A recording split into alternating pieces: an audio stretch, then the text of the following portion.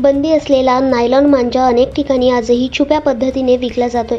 ही बाब लक्षात घेऊन पोलीस आयुक्त संदीप कर्णिक, पोलीस उपायुक्त प्रशांत बच्छाव व सहाय्यक पोलीस आयुक्त संदीप मिटके यांनी बेकायदेशीररित्या नायलॉन मांजाच्या विक्रेत्यांवर कारवाई करण्याचे आदेश दिले आहेत।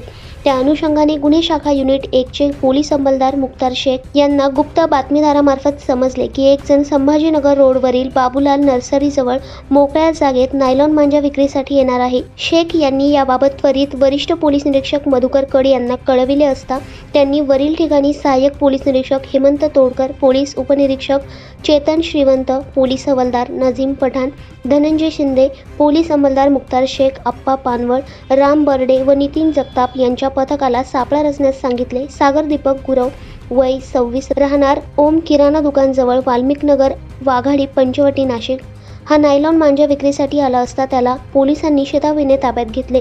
त्याच्या ताब्यातून 50,000 रुपये किमतीचे मोनो केटीसी कंपनीचे नायलॉन मांजाचे 50 गट्टू, 50,000 रुपये किमतीचे मोनो फायटर कंपनीचे नायलॉन मांजाचे 55 गट्टू व 27,000 रुपये किमतीचे मोनोफिल गोल्ड कंपनीचे नायलॉन मांजाचे 27 गट्टू असा एकूण 1,32,000 रुपयांचा नायलॉन मांजा हस्तगत केलाय। मुख्तार शेख यांच्या फिर्यादीवरून आडगाव पोलीस ठाण्यात गुन्हा दाखल करण्यात आलाय। दैनिक भ्रमर, नाशिक।